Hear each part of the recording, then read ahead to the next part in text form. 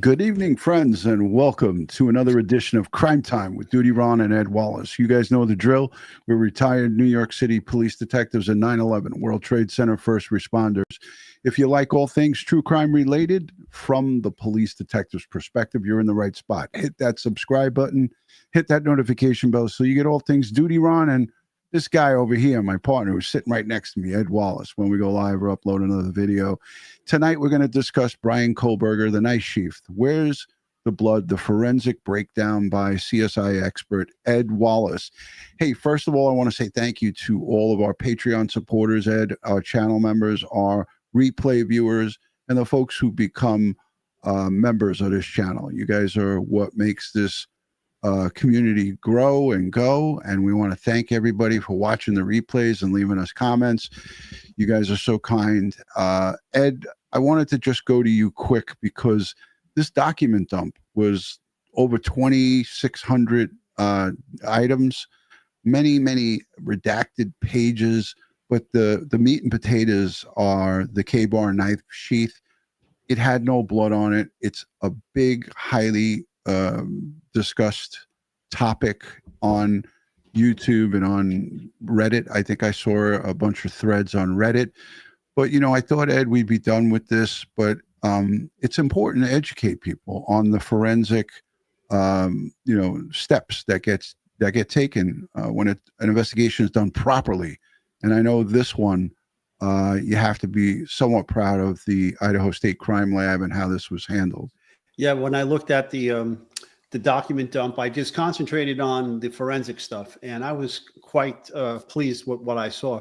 And don't mean to correct you, Ron, but there were at least 3 sub-millimeter possible droplets of blood on the back of the knife sheath, and it was presumptively tested. And it tested positive, but I don't know if they did any DNA extraction or tried to identify whose blood it was. Right. Yeah, I mean, it was undisputed that there were blood, and I shared that post from Reddit. They said spatter. And they said splatter. You're saying it correctly, but they said it wrong. Right. They said, so I sent it to you to tease you a little bit. You didn't bite. And yeah, I keep saying it the right way because it's ingrained in me. That's right. That's right. Way.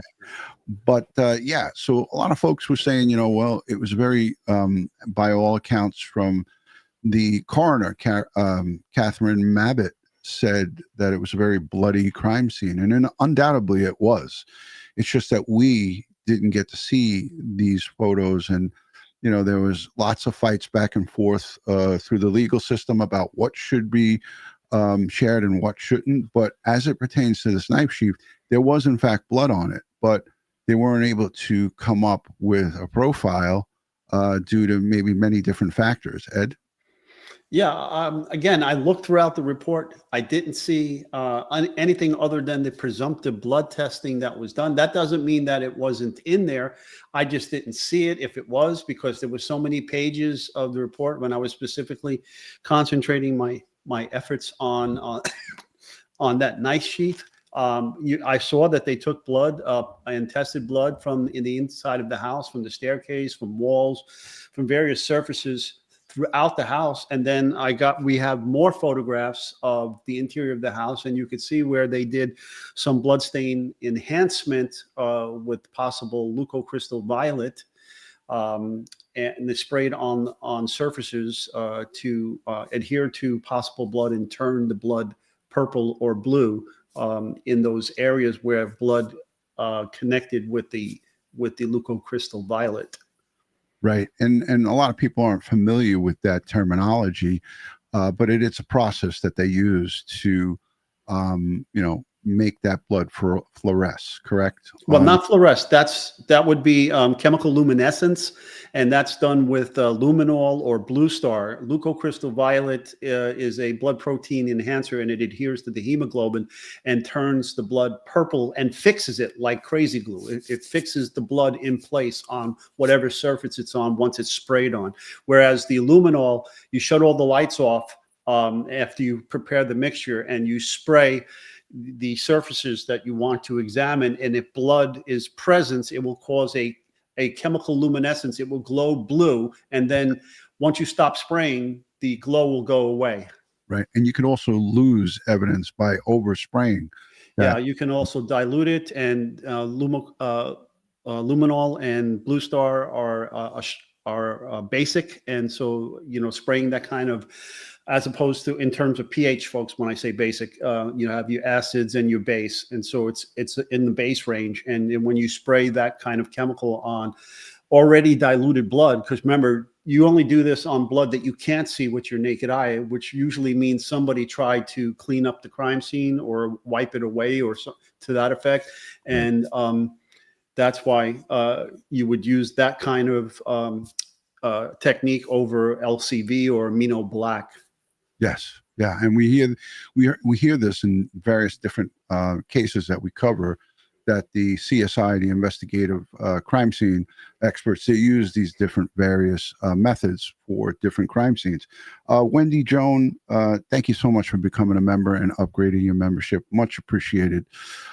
Ed, I wanted to go to our friend Bryan Enton, because he's always on these document dumps. He did a 20+ minute live stream or upload, I think last night.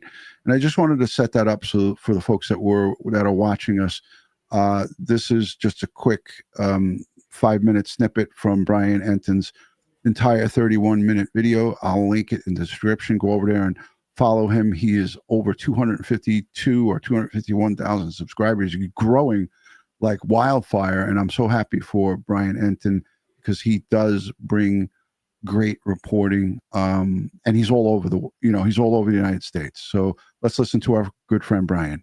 About 2,200 pages of new documents just released in the Bryan Kohberger investigation. It's mostly forensic reports that were released by Idaho State Police, and I started going through them late last night. I was up a lot of the night and then continued going through them this morning. And I want to go through the things that stood out to me the most. First of all, for the first time, we are seeing the knife sheath. This is the knife sheath that was found. Now, Ed, this is the actual crime scene knife sheath. There were some people talking like, is this just an example? This is the knife sheath that Bryan Kohberger left behind, the knife sheath that the knife was inside. I'm going to go to you so you could show what goes in that knife sheath, Ed. Okay, so that is the actual K-bar Marine sheath version of it. This is another K-bar version of it. You can see the K-bar insignia there. What's missing here is the globe and the anchor and the USMC underneath it, but it is the same dimensions as the one you're seeing on the screen. Okay, and the typical K-bar knife, the Marine K-bar knife, has a brown handle on it with a black blade. This particular K-bar, everything here is the same size and dimension as the Marine K-bar, but this particular K-bar has a black rubber handle, whereas the Marine K-bar has a brown leather handle with the same dimensions and the same diameter and the same markings here. Okay. And remember, there was that controversy about a circular pattern in the back on one of our victims. Okay. And okay, I mean, this could be used to hit somebody too with and cause and you can see that closely here. There is a portion of the knife that comes through the back plate, and it's rectangular. And it has the series of parallel lines that could cause. Can you hold it sideways, Ed, so maybe we would see that? Yeah, you can see it better when you. Yeah, there it is. There, that's what he's referring to there. Okay, yeah, that's it right there. Perfect. Yeah, a frightening weapon, and this is. I mean, just look at these edges. Okay, so if it's a well-maintained knife, look at the damage, the sharpness of these edges. Yeah. Hold on. Deadly weapon. And that is what Bryan Kohberger used to murder all 4 victims at 1122 King Road. And That's what fits inside this. So it fits like so. And here's the snap right there. And here, inside here. Okay. And there you have it. So the DNA from Bryan Kohberger could have been placed on this is the clasp. This is the button where the DNA was extracted from. Correct me if I'm wrong, Ed. I believe it was on the inside of it, if I'm not mistaken. Okay, so On the inside of that button. No, on the inside of the button, you were on the inside. okay. Here, let me show you. On the inside of this right here by my Finger. Yep. index finger. Yep. All right, good. This is all good stuff because it's given everybody a very, because there was a certain time when it was being reported it was on the button of this. Remember early on, Ed? This in 11 days after today. Today's over here on the East Coast. The day's almost over. It's 8 p.m. Eastern. I hope everyone changed their clocks. In 11 days, come tomorrow, 11 days, will be 3 years. And you can't call it an anniversary. It's the 3-year mark of when these horrific murders took place at 1122 King Road. And again, this is a first look at this document dump. This is the first look at this K-bar knife sheath. We've been hearing about this for so long. And this, in fact, you could see some indentations from this knife being placed inside that sheath. Yeah, yeah. That would be the hilt. Yeah, Kohberger, you and I talked about this today. Hold on, I'll show it. But I'll show it and talk. You and I talked about this today. Kohberger could have bought that brand new off that Amazon purchase list that we saw and was practicing in front of that very mirror that he was taking his selfies with. Now, this is speculation, but he could have been anywhere where it didn't have to be in front of that mirror, but we did happen to see him taking those very odd, creepy selfies in front of that mirror. He could have been inadvertently practicing with this K-bar knife with his bare hands. There was a movie that featured this knife. It was about a distraught father. I believe it was in New Mexico that were dealing with some Mexican cartels that were operating in his town, and they had drive-by occurred, and his daughter was killed, and he wanted to extract revenge. And the movie featured this particular knife and him practicing and him using it throughout the movie to kill members of the cartel. And I was like wondering if he had ever seen this movie. Yeah, one will never know, will we? Let's listen to Brian Enton. The first 5 minutes or so of this is interesting because it goes over. I'm going to take the comments off the screen so we could see it clearly. Let's listen to Brian as he walks us through, and then we'll go to the audience for questions, Ed, as it pertains to the DNA and why they did the swabbing along. I won't get ahead of myself, but why they did the swabbing and what places they do the swabbing. We'll let you explain that. At 1122 King Road, the knife sheath that Bryan Kohberger left behind, the knife sheath that really, in a way, solved the whole case. And a lot of people were like, why haven't we seen the knife sheath yet? All these crime scene photos have come out. Where's the knife sheath? Well, here it is. This is the knife sheath that we've been talking about for so long. And there's a bunch of different photos, but you can see that they have all sorts of different diagrams of it, measurements of it. They show the areas where they swabbed and the area on the button where they found that piece of DNA. And remember, it was the button of the knife sheath where they found the DNA. And again, that is the DNA that... So right here, Ed, is where the DNA was extracted, not here on the clasp. I'm not sure if that's what they're highlighting there, because I see this fiber sticking out. I don't know if you all see it. Can everybody see that little fiber? Yep. Yeah. So that might have been also removed for testing to see the thing that we're lacking here is the context of how this was positioned on the bed. And, I don't have a photograph that shows the positioning of this sheath on the bedding at the crime scene. Right. That would make, further analysis possible. Right. And that's what hinders us from accurately stating where everything is. Even though this document dump, the reports are pretty detailed. Again, I remember reading that it was found underneath one of the victims or underneath some of the bedding.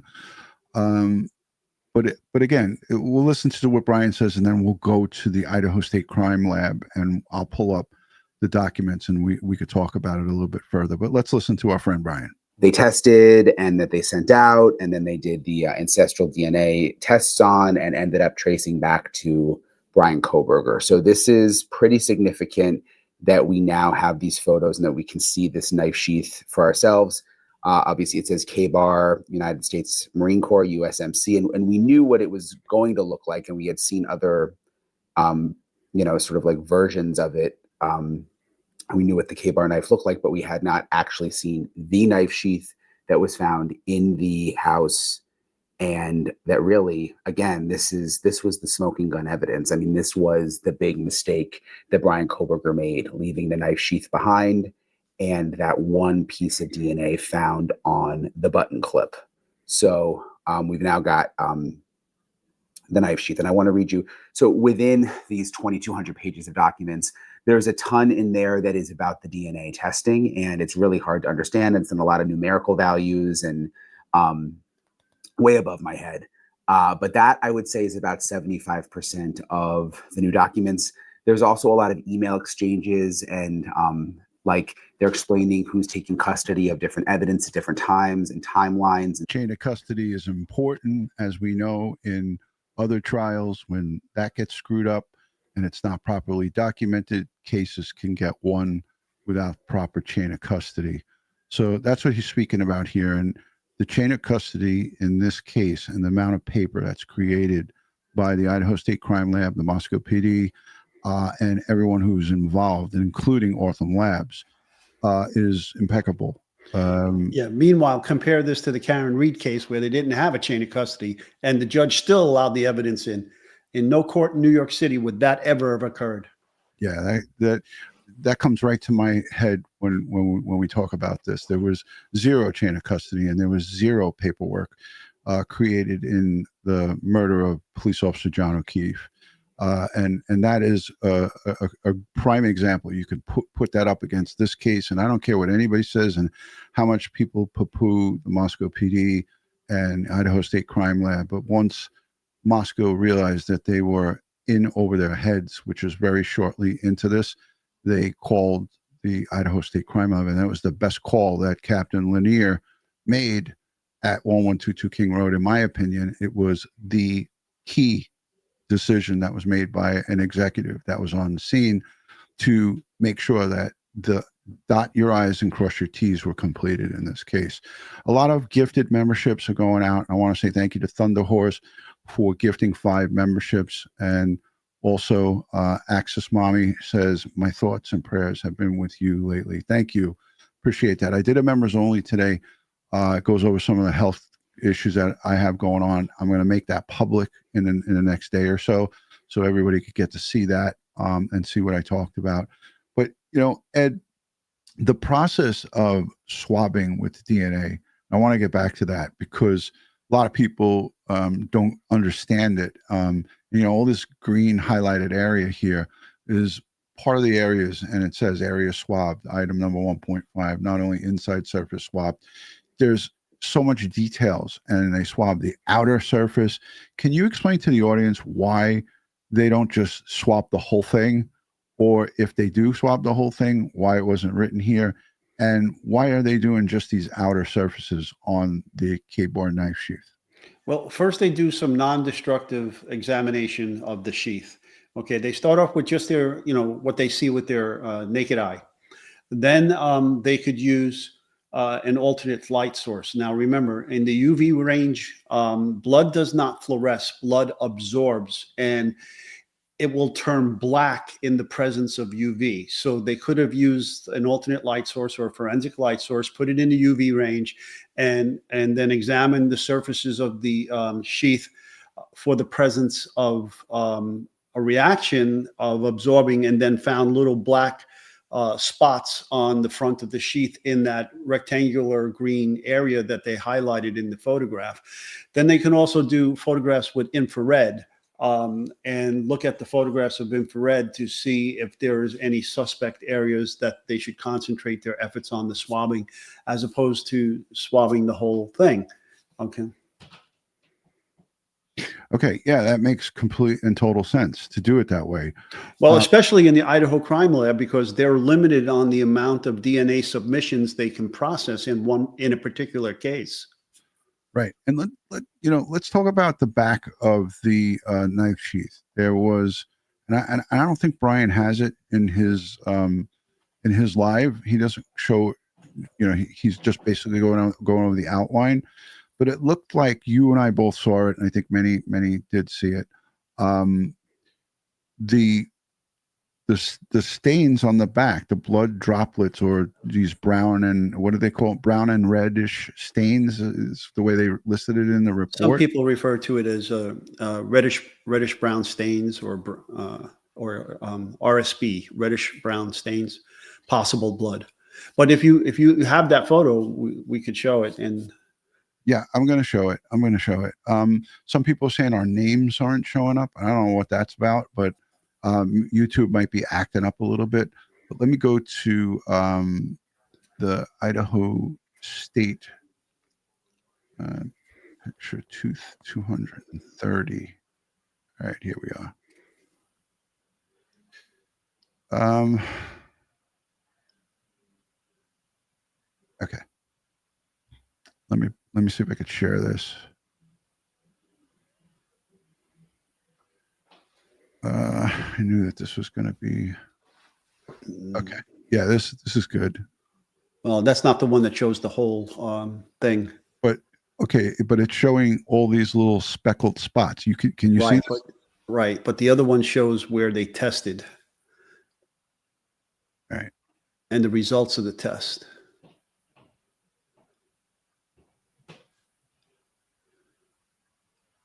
Trace material collected. Yeah, see, that was trace material. So that was that fiber. Yep. Okay. More trace material collected.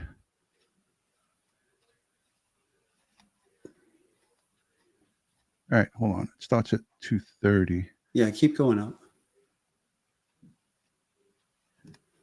Again, this is the back. It's such. See, even there, you can barely make out these tiny sub-millimeter possible blood spatters. But if we can find that one photo that shows it all. Okay, there you go. All right. So they have these 3 locations here highlighted in this bluish color. Okay, at the top of the sheath, where this portion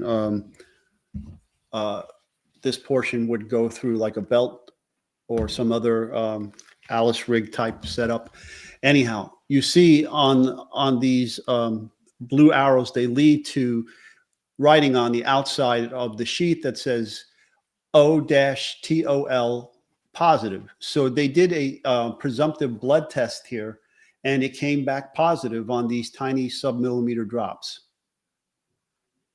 Now, what I'm looking at here is probably a photograph that was used to highlight those areas before they did the swabbing. Because I don't imagine after they did the swabbing, there would be any of that material left to visually see after they swabbed. Okay. I don't know that if I were the analyst doing this, if I would have performed a presumptive blood test on this rather than just submit the swab directly for DNA analysis, okay? Because the presumptive blood test could have consumed these tiny sub-millimeter drops in their entirety, and now you're left with nothing to do DNA with. So the test that they did, which is in plain, it's in writing,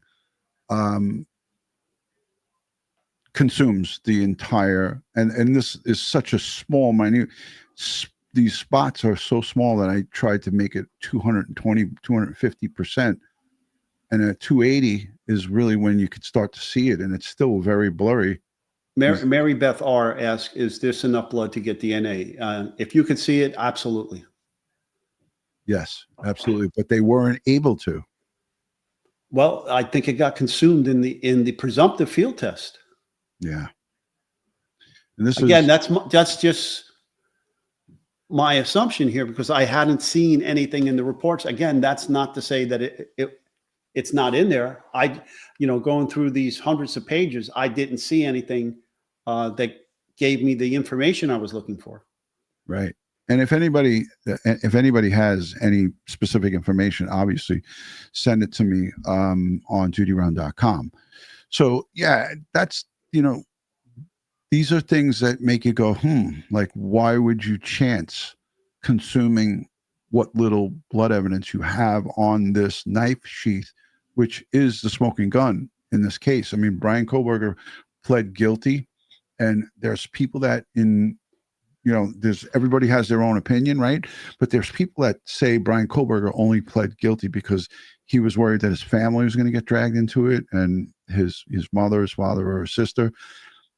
We know from his own writings that he despised his own father. He wrote that online, that he felt like, looking at his father, he was a piece of human flesh, and like all this really bad stuff.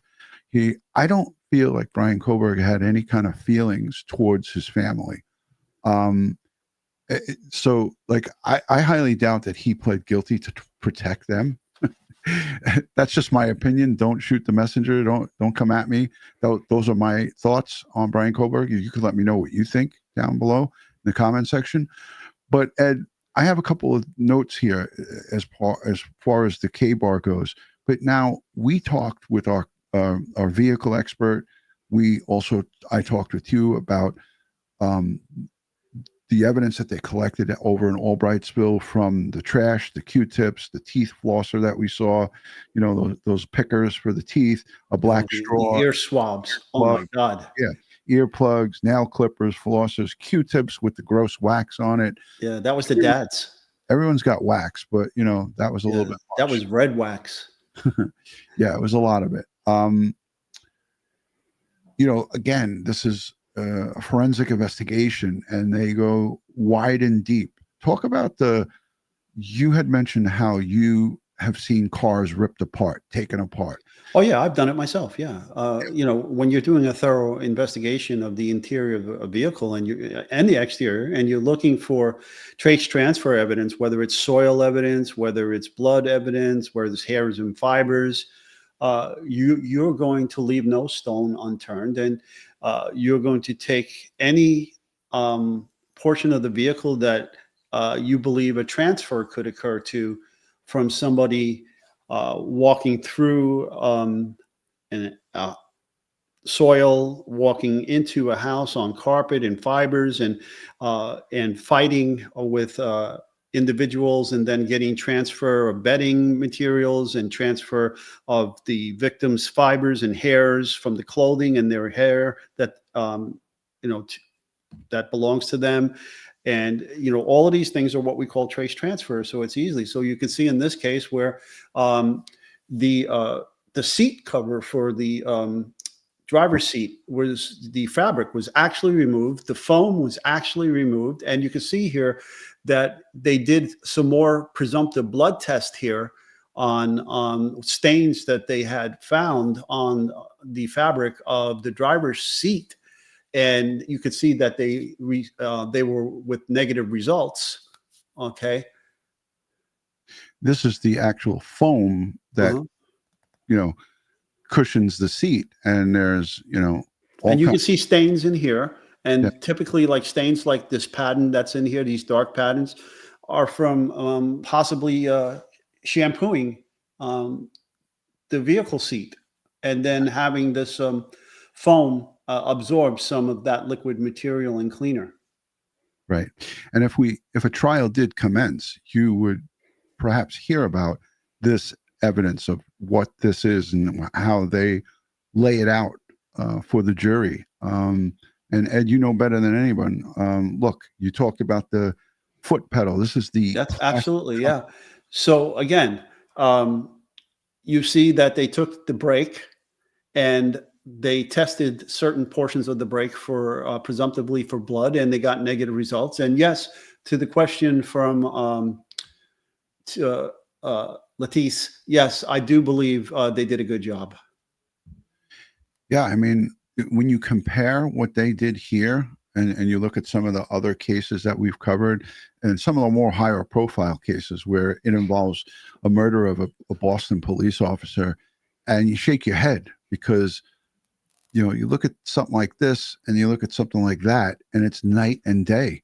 And they even took the Yeah, they took the light switches and the turn signal switches off the steering column, and they submitted it. explain And you could see, again, you see that they did the OTOL presumptive blood test in numerous areas on these switches, and they all came back negative.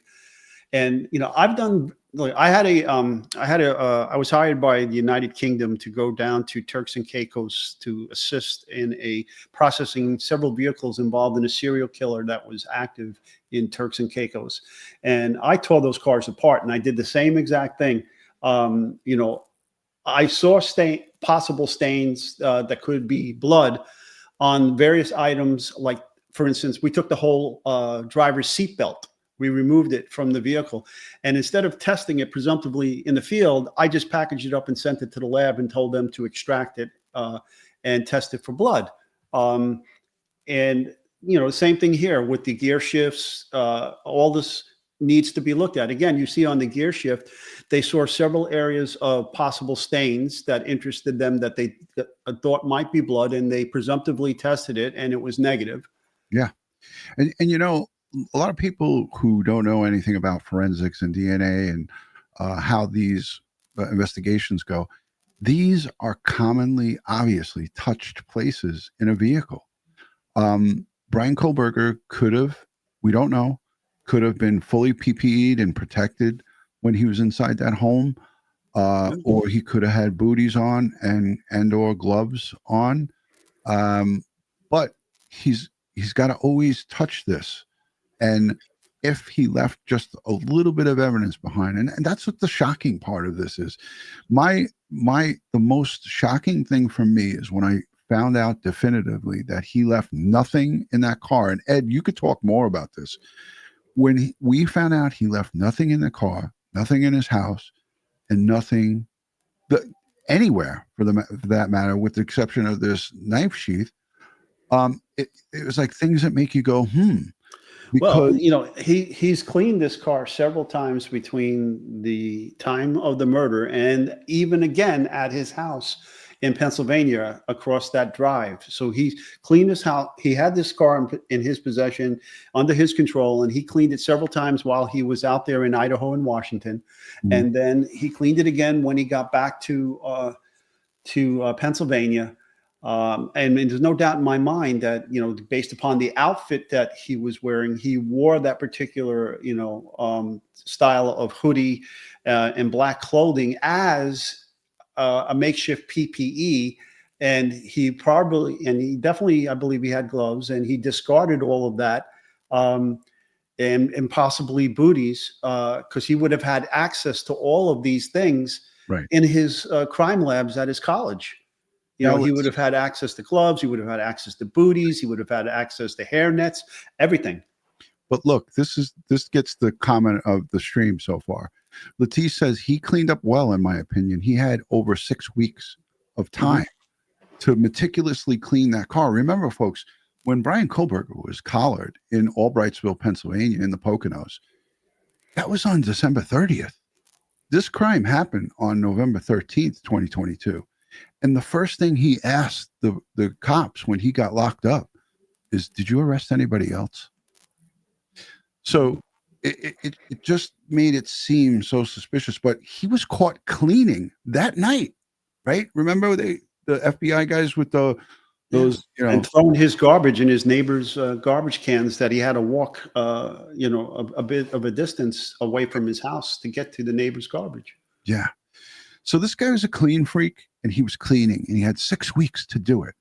So could he have meticulously cleaned this car? I think. Well, it could be a combination of things too. I mean, he could have put plastic on the seats and on the floor. You know, like when you bring your car to the mechanics and they do things to protect the interior of your car when they're working on it. I mean, he could have wore his PPE, and in addition to his PPE, could have added another layer of protection over the seats and on the floor, and so forth, in case, you know, he did transfer.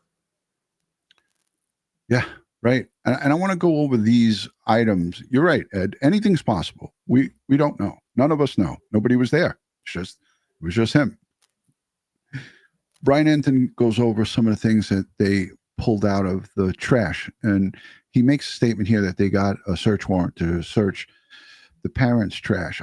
I'm sure that's there, and they did it this way. But initially, can I answer just one question? Yeah, sure. Okay.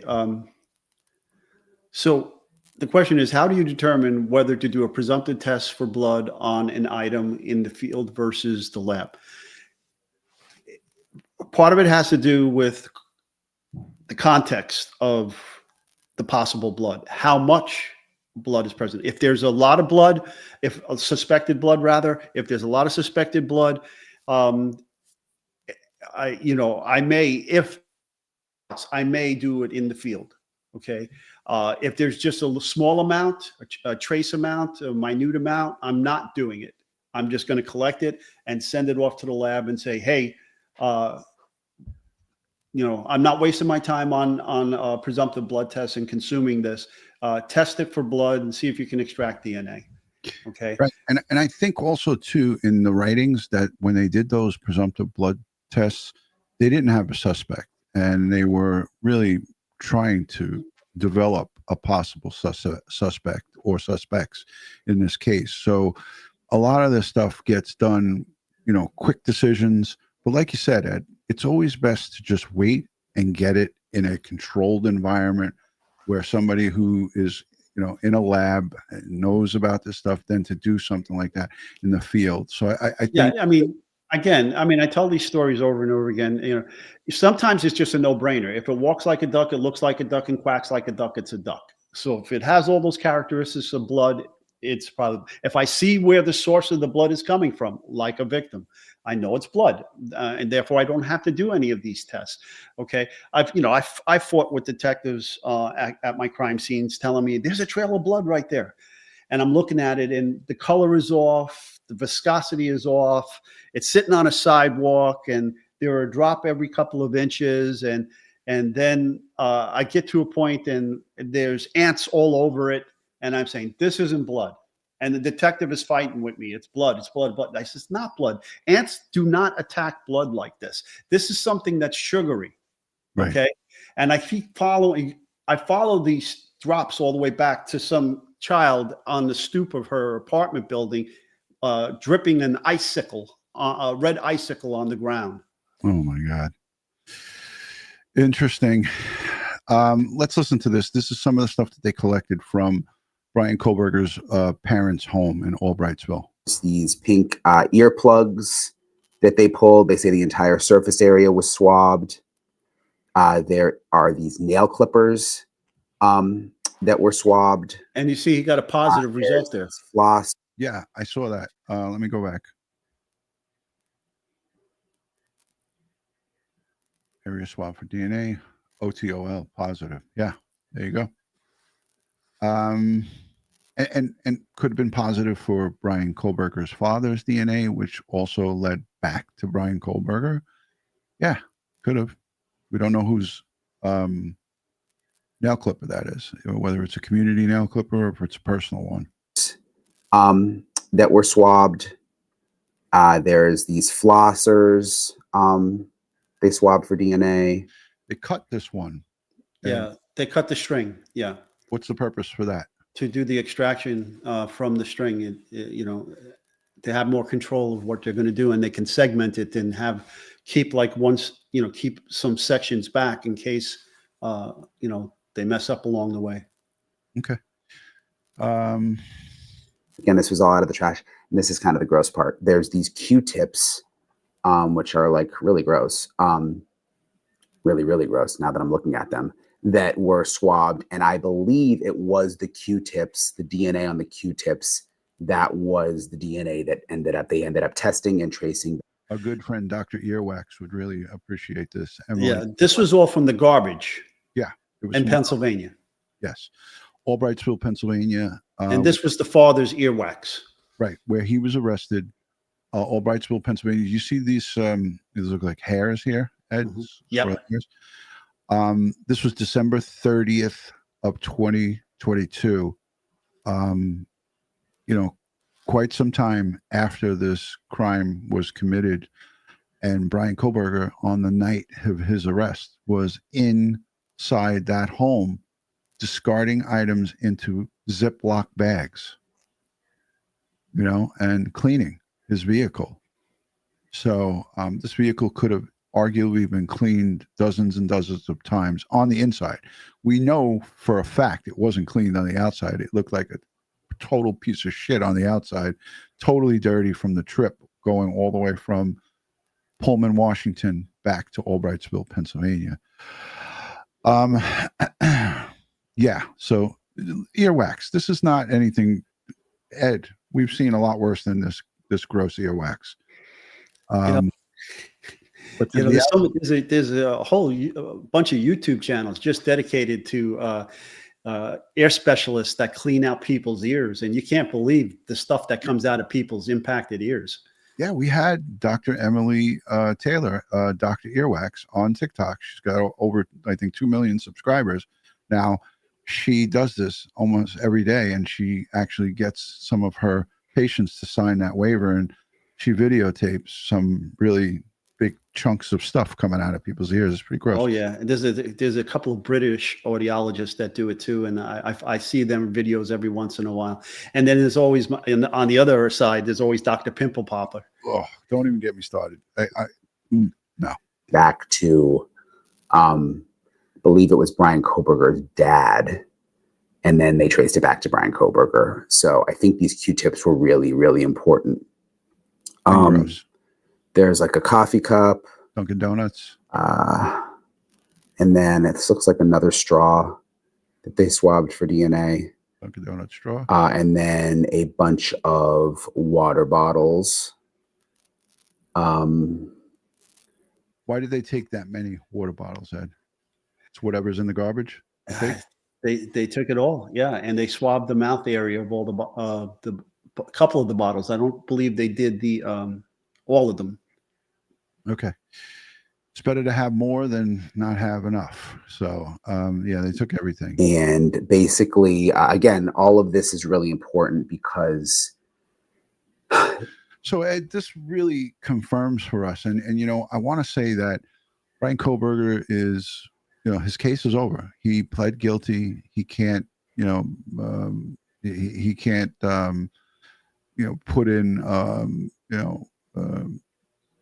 there's nothing. There is court stuff coming up. There is a order by let me just see my second page notes.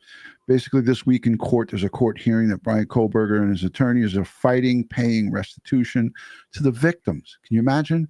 This scumbag has the audacity to fight restitution payment for funeral expenses and travel expenses for the victims and their families.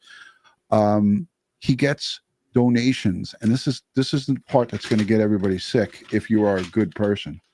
There are people, men and women, sending him money on his commissary account. So the prosecutor is trying to argue and fight in court this week to get a percentage of his commissary account seized and redirected as victim compensation back to these victims' families. and there's going to be a hearing for it, and they're trying to fight it. And I don't know if he's going to be present in court and take it as a field day and go out there, but to add insult to injury, there's people. I don't know who you are or who these people are, but they need to seek mental health counseling immediately. If you're going to send a confirmed, by his own admissions, murderer of 4 people, innocent people, you're going to send him money. I mean, you got to have your head examined. What's your thoughts in the comments? What's your thoughts in the live chat?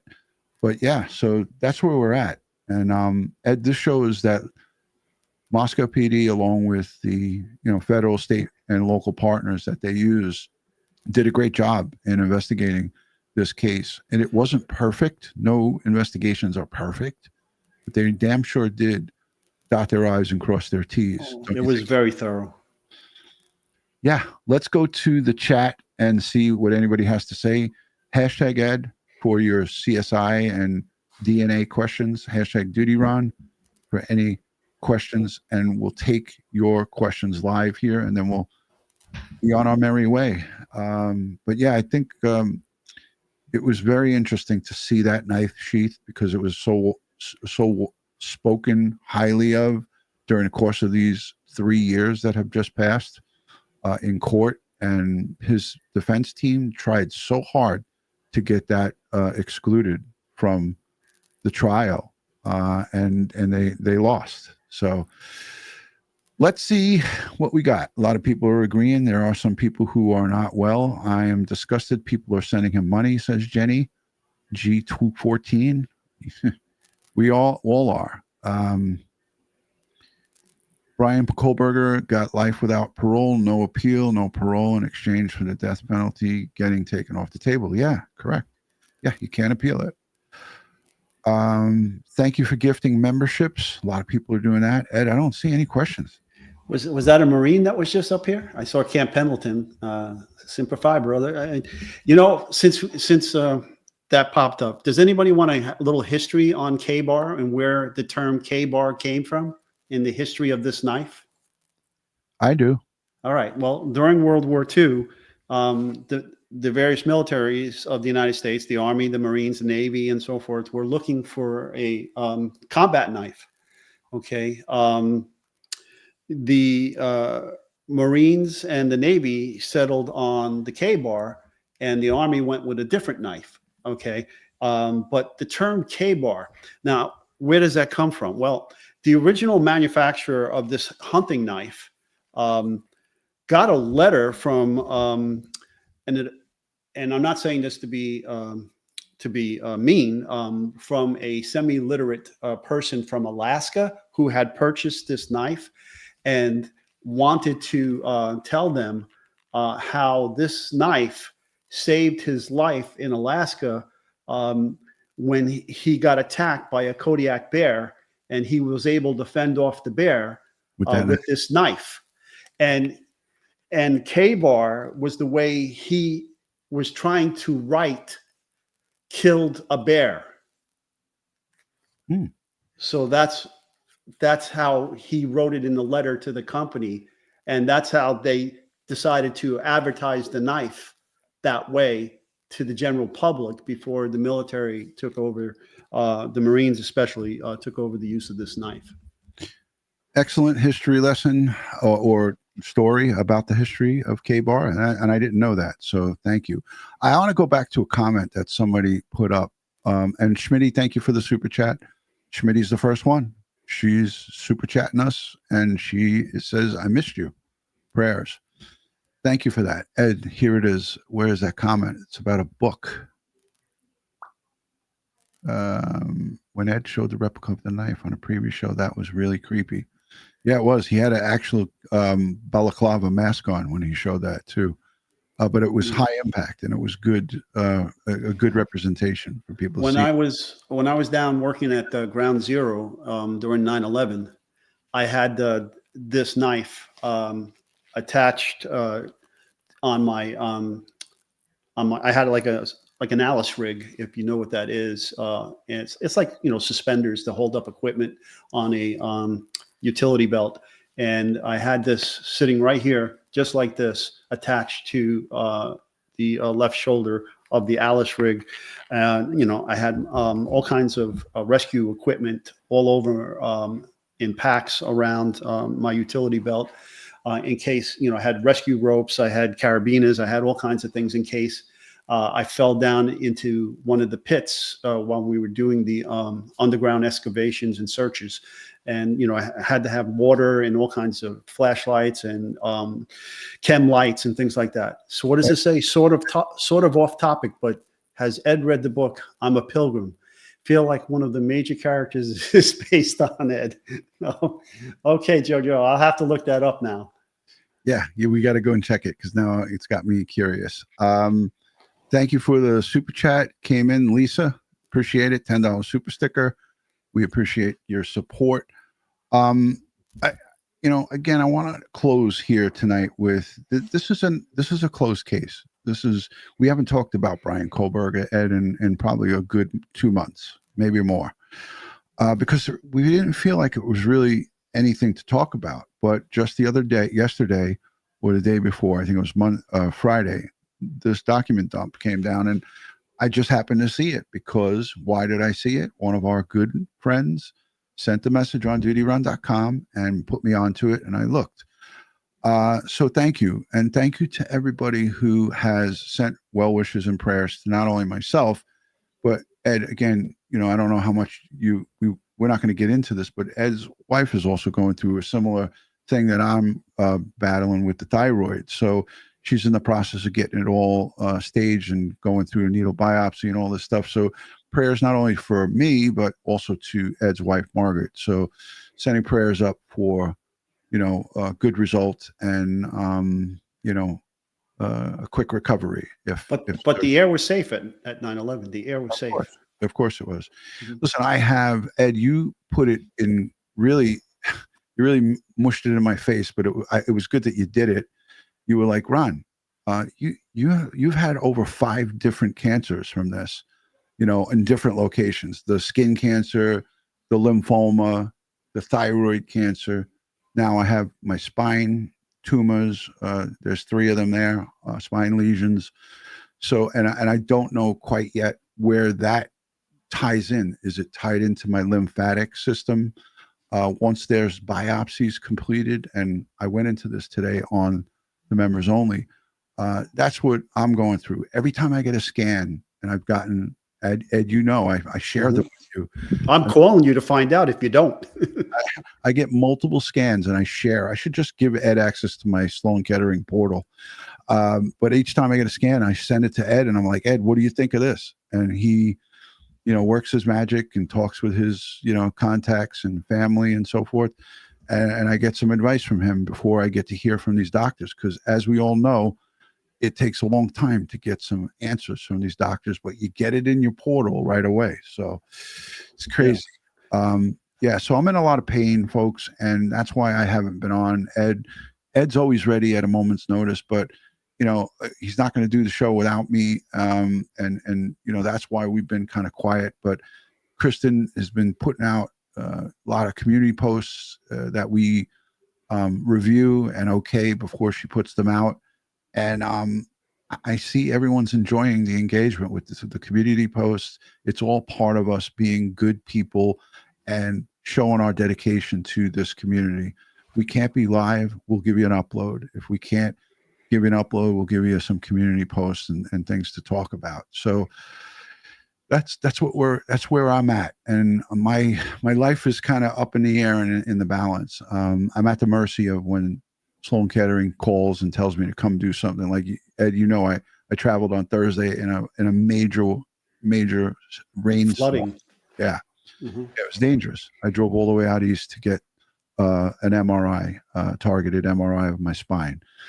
So that being said, I want to thank everybody for being here. I want to thank our replay viewers, the moderators, the super chatters, the folks who become members, and the folks who stick with us. Because look, sometimes we're going to say things that you might not like, because that's how life is. Not everyone gives you what you want to hear and talks about things that you like to hear. So that's what's great about this, is that we're not just going to just go straight ahead. If there's things that need to be discussed, we're going to discuss them. And I want to thank everyone for hanging around with us and sticking with us. You guys all know what kind of people Ed Wallace and myself are. We support victims and their families, and we put our lives on the line for 20 years in the city of New York, and we did our jobs with respect and dignity. And we thank you all for being here and supporting us. Ed, any thoughts on the end? Sure. If you guys see behind me, all my challenge coin collections here on these custom made law enforcement flags. I get a lot of gifts from the military and law enforcement and emergency responders that I train. And I just want to show you a couple of gifts that I've gotten, just a couple that I could find. There's one I can't find, and that I'm going to save for when we have a lot of Australian friends on. But so Whoa. Here's my Air Cav hat. Okay. Nice. Yeah, it reminds me of F Troop well. and Dances with Wolves and Apocalypse Now, and the Texas Rangers gave me this one. Okay, yeah, they wanted to cowboy me up when I was down in Texas, and they gave me this, and they gave me a bunch of Texas Ranger boots that have the star on it. Yeah, you should be using the star badge too, right? Yeah. Uh-huh. Paula, the email is DutyRon.com. Just send me a message on DutyRon.com. It's the best way. Jennifer Noble's a platinum member for 55 plus months. And she says, DutyRon, I think about you all the time. I'm praying for you and your health. You are an amazing person. Look, Jennifer, thank you. I love you. I thank you for you and your family. Great, great people. If anybody wants to do anything for me or Ed for his wife, just pray. Just pray for us. We don't need your money. We don't need anything of monetary value. What we need is positive thoughts, prayers. If you're not a prayer, just think of us in a good light and wish us good health going forward. That's all we need. Today I was just trying to chill out and mellow out, and I was doing a lot of music listening.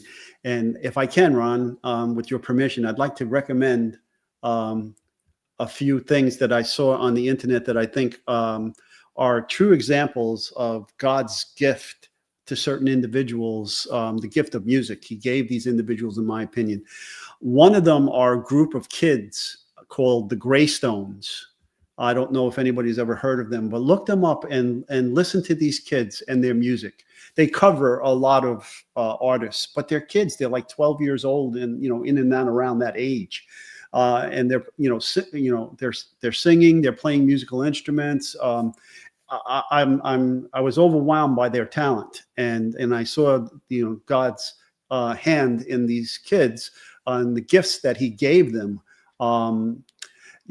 I see that red like wine again. I actually went to Lourdes, France, and got some healing water from there for my brother. And we went to Medjugorje, and we went to Portugal. We went to different places when my brother was sick. For that purpose as well. And then another group that I've become fond of, then I just recently found, are two brothers and a sister, and I believe they're called 3D.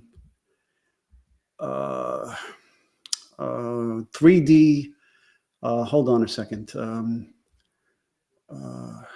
I can't. If you find it, we'll link it in the description, Ed. You'll find it after the show. We'll link it in the description. Okay. Yeah. These are great suggestions, because anything that Ed listens to is going to be good. I mean, you want to hear the talent in these two brothers and a sister singing a cappella for the most part, sometimes with some musical background, but they're just fabulous. If you Google it or you search YouTube, you might find them. 3D something. I can't remember. When you do remember, we'll link it in the description. Ben McCoy, DutyRon, I found you on YouTube almost 2 years ago. I love the channel. I learned so much from watching and listening to you and Ed. We'll continue praying for you both. Thank you so much, Ben. Much love and respect. Yeah, my P.O. box is on the website. You can see it there. It's also in the description of every video. The P.O. box is there. And Ed, I mean, I've given you maple syrup, like, you know, we got tons of that. Jalapeno jams, Yeah, bourbon. all different things that get sent to us. I share whatever you guys send. If there's more than one item in there, or if there's an instruction to give this to Ed, when I go to the P.O. box, which isn't often, but when I do, I go there, and if there's anything, cards, letters, emails, it all gets delivered to Ed eventually, because Ed and I get together periodically, and we sit down, and we like to either just hug each other or shake hands and, you know, have some lunch or dinner or whatever. So we do get together periodically, and then I always just dump a whole bunch of stuff in his lap. Here you go, Ed. This is from the P.O. box. All right. On behalf of Crime Time with DutyRon and Ed Wallace, I want to thank you all for being here, and thank you for being a part of this community. We know that you have a lot of other choices, and there's a lot of other YouTube channels out there. Just by being here and being a part of this community, we are honored that you're here. You know, we do the best that we can without a script. We're not reading a pre-written script. We're giving it to you from our knowledge base. And, you know, thank God we have Ed Wallace here, because he is a CSI and a forensic guru. Ed knows his stuff. He's a professional. He's respectful. And it's an honor to have him here and a part of this community. This channel is Ed's channel. Some people ask me periodically that don't know about what we do. They like, oh, does Ed have a channel? Yeah, it's right here. This is part of his channel. You guys are all part of the family. So much love and respect to all of you who are here. Prayers is all that we're asking for. You don't ever have to send us money or send us anything. Just by watching the shows, liking the videos, sharing them out, leaving a comment, you're helping to contribute to the channel. Ed, final words. Okay, final words. Yes, as we said numerous times, we know you can get your true crime fix anywhere you like on the internet. We're proud to have you a part of our true crime family, and thank you for spending your valuable time with us. Spread the word. Please continue to spread the word about the channel, and thank you for your participation in here. It's our community that makes us better at what we do, and always, there's just can't say it enough. Spread the love. There's just not enough love in the world. We need more love. Yeah. And I'm going to add a little bit on to that. Guys and girls, it doesn't matter who it is. If you see somebody bullying somebody on the internet, and I can't overemphasize this, do not engage in that. Do not become part of the mass of people who are engaging in toxic behavior. Misery loves company. And as Ed said, like-minded, there he is. He's getting his share.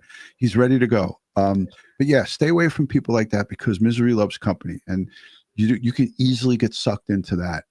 So try to lift people up. If somebody says to you that they're not feeling good about life, or they're not feeling good about themselves, don't kick them when they're down. Be nice to them. It doesn't take much to be nice. And we've seen a lot of people on our job in the police department, not only police officers, take their own lives. But you know, people jumping off buildings, people, you know, taking their own lives in different fashions. Shit. I mean, look at artificial intelligence caused 3 kids to kill themselves in those chats with these animated Giving them instructions. characters. I just say this: we're all adults here, and if somebody is body shaming, or you know, shaming somebody, or doubling down on somebody on the internet, do be the better person. Look the other way. Don't engage. Don't jump on the pile, because if that person, God forbid, decides to do something, then it's going to be on you. It's going to be on all the people who jump on the pile and just go along with the masses. And we're not going to do that ever here. So on behalf of Crime Time with DutyRon and Ed Wallace, and Ed, I love that hat. I think you should wear that on every live stream. If I say it's safe to surf, it's safe to surf. Thank you, Sheriff Brody. No, that was from Jaws. So that was the wrong movie, but yes, I get it. Yeah, I got the idea. All right, on behalf of Crime Time with DutyRon and Ed Wallace, have a great week. We'll keep you updated on various different things, and we'll keep you updated on cases that we've covered. Good night from New York. God bless. And again, prayers and positive vibes go out to all the victims and their families here as it pertains to this case with Bryan Kohberger, University of Idaho. Good night, guys. New York, we'll see you soon. Peace.